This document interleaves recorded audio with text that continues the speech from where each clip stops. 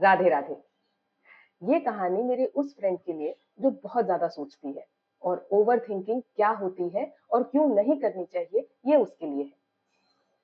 जब गंगा माँ को ये पता चला कि उन्हें भगीरथ जी के साथ नीचे धरती पे जाना पड़ेगा, तो वो बहुत परेशान हो गई कि बाकी सारे देवी देवता तो स्वर्ग में रहेंगे, वहां का लाभ उठाएंगे, और मुझे धरती पे जाना होगा। उन्हें ये बात पता थी कि उनका वेग बहुत ज्यादा है, इसलिए उन्हें सबसे पहले शंकर जी की जटाओं में आना होगा, और उसके बाद उनकी एक धारा ही होगी जो नीचे धरती पे जाएगी। उनके अंदर इतना ज्यादा ओवर थिंकिंग हो गई थी कि उनका मान घट जाएगा, सारे देवताओं से वो कम हो जाएंगे। उन्होंने ये सोचा कि मैं शंकर जी की जटाओं में भी इतना वेग पैदा कर दूंगी कि वो मुझे संभाल ही ना पाए। पर ऐसा हुआ नहीं। शंकर जी ने उन्हें संभाल लिया और एक धार छोड़ दी जो भगीरथ जी के साथ नीचे आई। बड़े ही दुखी मन से वो नीचे आई। पर जब वो नीचे आई, उन्हें इतना आदर, सत्कार, प्रेम, श्रद्धा मिली जो उन्होंने स्वर्ग में कभी फील ही नहीं की थी। और अब उन्हें समझ में आया था कि मैंने कितनी बड़ी गलती कर दी। यहाँ मुझे आदर सम्मान जो मिल रहा है वो मुझे स्वर्ग में कभी मिला ही नहीं था।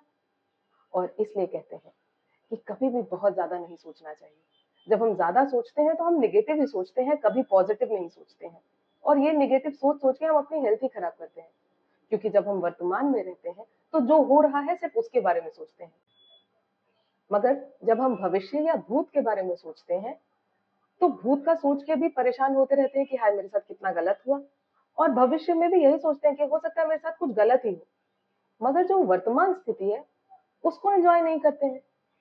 एक और एग्जांपल देती हूँ। वर्तमान स्थिति ये थी कि मुझे प्लेलिस्ट कैसे ऐड करते हैं नहीं आता है।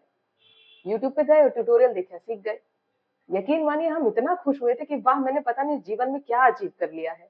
बहुत छोटी सी चीज है, मगर मैं खुश तो हुई उस मूवमेंट में। तो बस बात इतनी होती है, लिव इन द मोमेंट, ज्यादा सोचो मत। और अगर बहुत ज्यादा सोचने का मन भी कर रहा है ना, तो ये सोचो, हे भगवान, तुमने इतने सारे प्रॉब्लम क्रिएट की है, तुम ही संभालो, मैं सिर्फ राम राम करूंगा और सब उनके नाम पे छोड़ के एंजॉय करो।